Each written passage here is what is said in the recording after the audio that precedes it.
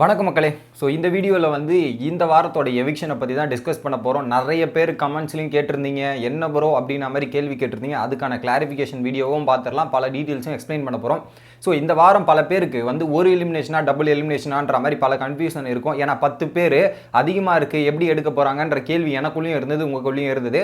இதுக்கேற்ற மாதிரி ஒரு பதில் கொடுக்குற மாதிரி Bigg Boss ticket to finale ஆரம்பிக்கும் போதே சொன்னார், ஒருத்தர் டேரெக்டாக ஃபைனல்ஸ் போவாங்க, ஒருத்தர் எலிமினேட் ஆவாங்கன்னு சொன்னாங்க. அதில் சில பேருக்கு என்னோட புரிதல் எப்படி இருந்ததுன்னா, ஒருத்தர் டேரெக்டாக ஃபைனல்ஸ் போயிடுவார், இன்னொருத்தர் அப்படியே எலிமினேட் ஆயிடுவார், வீக்கெண்டில் ஒருத்தர் எலிமினேட் ஆவார் அப்படின்ற கருத்துப்படி தான் நானும் இருந்தேன்.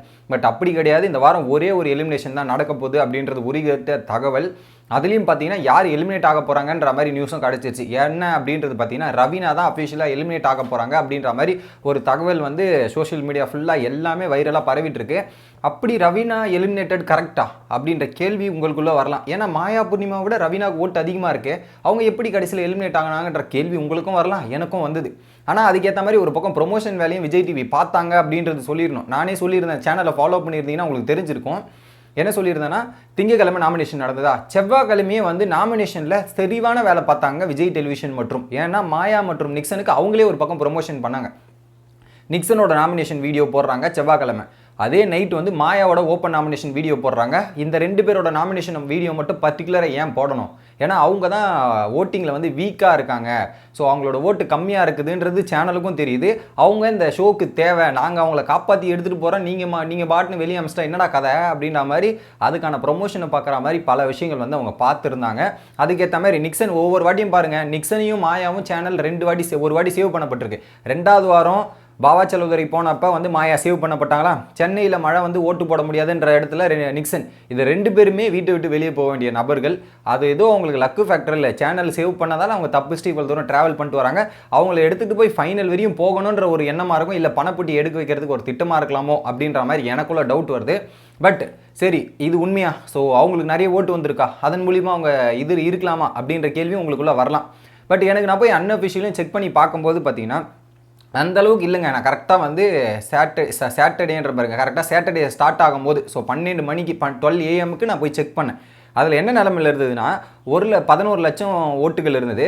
முதல் இடத்துல தினேஷ் 2,37,000 20%. 2வது இடத்துல மணி 19.28%, 2,20,000. 3வது இடத்துல விஷ்ணு 17.37%, 1,98,000. ஸோ இந்த 3 பேர் எப்போவுமே இந்த அன்அஃபிஷியல் ஓட்டிங்கில் பார்த்தீங்கன்னா டாப்பில் இருக்கவங்க கான்ஸ்டன்ட். ஸோ இதுலேயும் அஃபிஷியல்லையும் அந்த அளவுக்கு மாற்றமே இருக்காது அந்த டாப்பில் இருக்கவங்க. பட் பாட்டமில் இருக்கவங்களுக்கு மாற்றம் வந்து இருக்கும். மாற்றம் மீன்ஸ் அது ஷஃபிள் ஆகிட்டே இருக்கும். அஃபிஷியலுக்கும் சரி அன்அஃபிஷியலுக்கும் சரி ஷஃபிள் ஆகிட்டே இருக்கும். அந்த 3 பேர் வந்து கிரிட்டிக்கல் ஜோன்லேயே இருந்துட்டு இருப்பாங்க, அந்த மாதிரி தான் இருக்கும். பட் அதில் நான் செக் பண்ணி பார்க்கும்போது 4வது இடத்துல ரவீனா இருக்காங்க மக்களே. 1,50,000 வாக்குகள் இருக்குது. அதில் பார்த்தீங்கன்னா அது கீழே விஜயவர்மா 1,25,000, நிக்சன் வந்து 1,10,000, மாயா வந்து 96,000 இருக்குது. ஸோ மாயாக்கும் ஒரு பக்கம் வந்து ரவீனாவுக்கும் கணக்கு பண்ணும்போதே ஒரு 50,000 வாக்குகள் டிஃப்ரென்ஸாக இருக்குது. 50,000 வாக்குகள் டிஃப்ரென்ஸாக இருக்குடா, அஃபிஷியல் அந்த அளவுக்கு கம்மியாக ஆயிடுச்சு, மாயா விட கீழேயா வந்து ரவீனா போயிட்டாங்க அப்படின்ற ஒரு கேள்விக்குறியுமே எனக்குள்ளே வருது. என்னென்ன நடக்குது இங்கே அப்படின்ற மாதிரி எனக்குள்ளே யோசிக்க தோணுது. பட் இந்த அளவுக்கு டிஃப்ரென்ஸ் அந்த அளவுக்கு காட்டாதே அப்படின்ற ஒரு டவுட் இருக்குது. இன்னொரு பக்கம் வந்து நேற்று வந்து நிறைய குறிப்பாக வந்து ஃப்ரைடே மார்னிங்லேருந்து மாயாவை பற்றி நிறைய போஸ்ட்லாம் சர்க்குலேட் ஆகிட்டு இருந்தது. மாயா டேஞ்சர் ஜோனில் இருக்காங்க அப்படின்றத கன்ஃபார்ம் பண்ணிவிட்டு, ஸோ நார்த் இந்தியா ஸ்டேட்ஸ்லேருந்து பல ட்வீட், ஹிந்தியில் வர ட்வீட்டு அப்படின்ற மாதிரி எல்லா லாங்குவேஜ்லேருந்தும் ஓட் ஃபார் மாயா அப்படின்ற மாதிரி பயங்கரமான கேம்பெயின் நடந்து மாயாவை காப்பாற்றுறதுக்காக அந்த ஓட்டிங் ப்ராசஸ் நடந்ததா அப்படின்ற ஒரு கேள்விக்குறி இருக்குது.